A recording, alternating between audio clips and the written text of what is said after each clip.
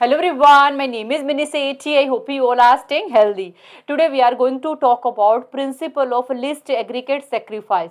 This principle is given by British economist Alfred Marshall.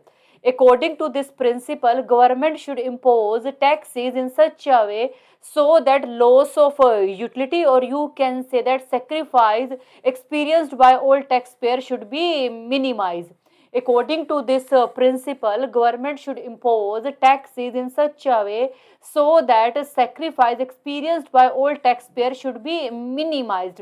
This principle is based on law of diminishing marginal utility.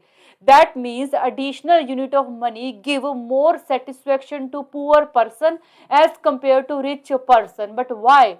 Because with additional amount of money, poor person will satisfy his basic need, but rich person has already fulfilled his basic need. That's why additional amount of money will give more satisfaction to poor person as compared to rich.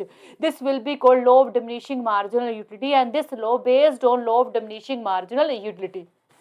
So additional amount of money give more satisfaction to poor as compared to rich.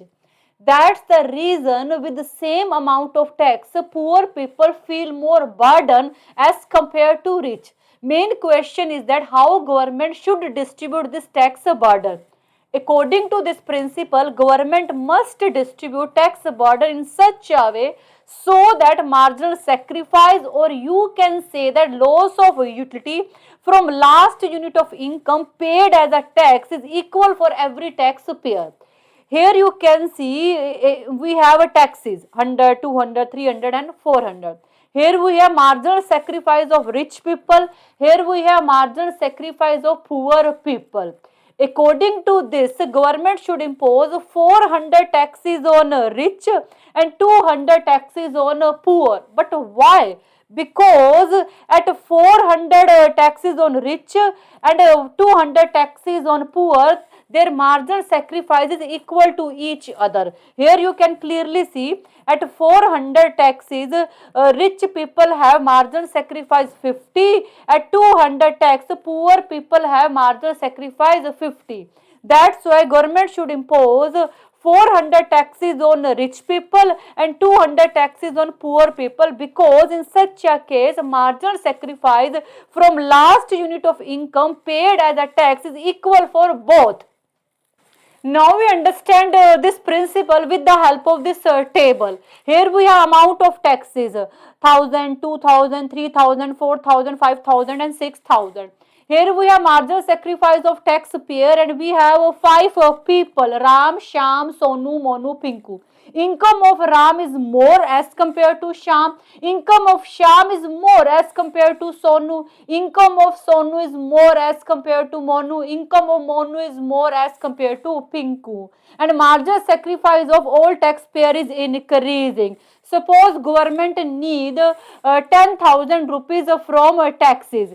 In such a case, according to this principle, government should impose 4,000 taxes on Ram and 3,000 taxes on Sham and 2,000 taxes on Sonu and 1,000 taxes on Monu. And government should not impose any taxes on Pinku, because income of Pinku is very less as compared to all these taxpayers.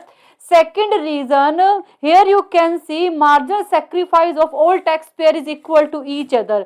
As 4,000 marginal sacrifice of Ram is 60, at 3,000 marginal sacrifice of Sham is 60, at 2,000 marginal sacrifice of Sonu is 60, at 1,000 marginal sacrifice of Monu is 60. So here you can see marginal sacrifice of all taxpayer is equal to each other. At 4,000 from Ram, 3,000 from Sham, 2,000 from Sonu, 1,000 from Monu, and not any taxes from Pinku, total is equal to 10,000, and government need 10,000 revenue from taxes. So here you can see marginal sacrifice of all taxpayer are equal to each other.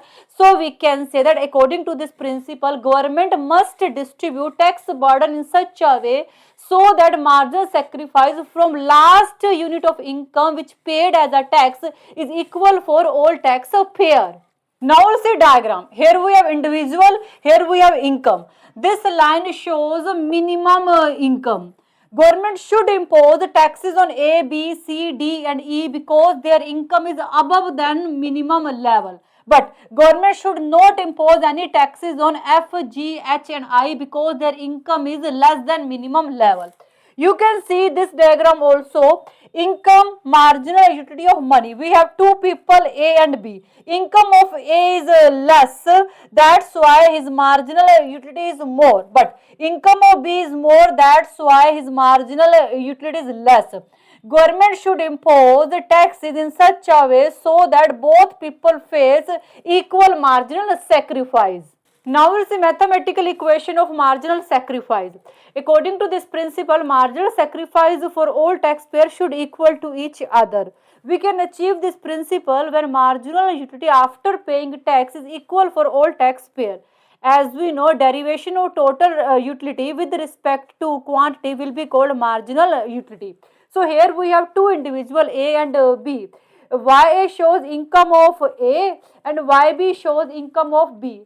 TA shows tax burden on A, TB shows tax burden on B. This part shows marginal sacrifice of A and this part shows marginal sacrifice of B. This whole shows marginal sacrifice of A is equal to marginal sacrifice of B. And according to this equation, marginal sacrifice of all taxpayers should be equal to each other. Now we'll see criticism. In reality, this is impossible to measure utility sacrifice. This model too much focus on equal marginal sacrifice but ignore economic growth, which is very important. Only measure monetary sacrifice but don't talk about non-monetary sacrifice. In reality, tax system is not so simple.